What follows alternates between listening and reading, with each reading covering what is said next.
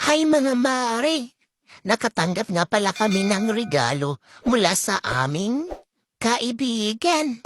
Oh my Tingnan niyo naman. God! Talagang excited na yung baby ko. Siya na talaga yung nagbukas ng kanyang regalo. O di ba? Napakagaling ng baby ko. Ang galing-galing magbukas. Ayun na nga mga mare.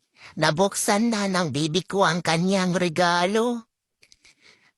O di ba? Napakaganda naman itong regalo. Boots mga langga. Wow, o di ba? Gusto nung baby ko, isusuot na daw niya. Talagang kinuha niya. Try mo baby, try. Yan, isusuot na niya. O di ba? Tingnan mo naman mga langga, kala mo naman marunong talaga siyang magsuot. O di ba? Tuwang-tuwa yan. Talagang nagustuhan niya yung regalo ng kanyang kababata. By the way, kababata niya palang nagregalo sa kanya yan kasi parihaw sila ng kanilang birthday. Yes. At dahil dyan, nagsimba muna kami. So hindi pa namin sinuot yung botch niya. Yan, pumunta kami sa simbahan at yan ang ginagawa ng baby ko. So ayun, nagdadrum na sila. Akala mo naman marunong sila magdrum, ano? So ayan, kanilang ginagawa sa simbahan, mga langga. Injury na injury yan. Habang nasa simbahan kami, sila naman ay palakad-lakad, pasyal-pasyal, ayan.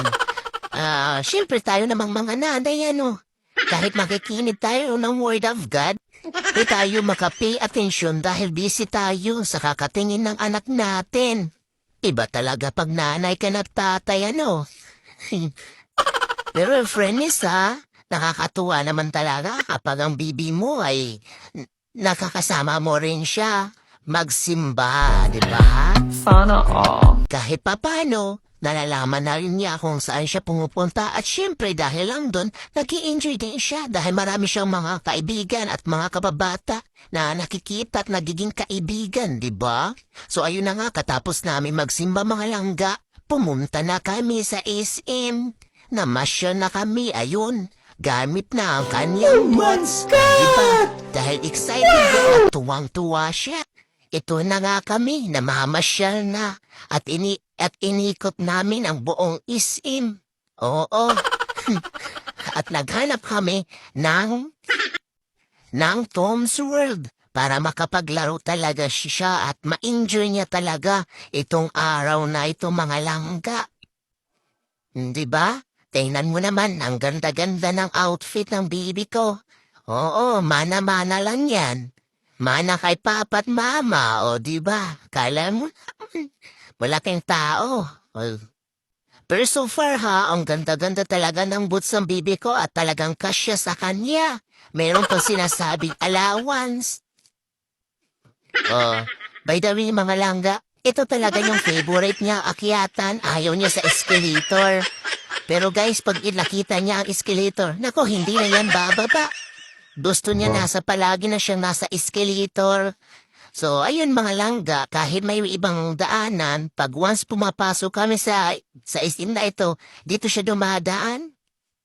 Sa akyatan na ito, gustong-gusto niya talaga ito. Ito talaga yung pinaka-favorite niya sa lahat. Kahit ayaw namin dito dumaan, sige dito na lang. Wala kaming magagawa dahil ang anak namin ang may gusto. So katapos ni mga langga, ayun, nagpicture na nga kami, Nakarating na rin kami sa taas kung saan merong mga magagandang tanawin. Oo, by the way, mga langga, magpapasko na pala ito. Itong aming gala. Tingnan mo naman, napakaganda ng mga tanawin. Napakaganda ng Christmas tree. Ayan. Mayroon pa iba't ibang klase ng hayop. O yan sinasabi na tupa.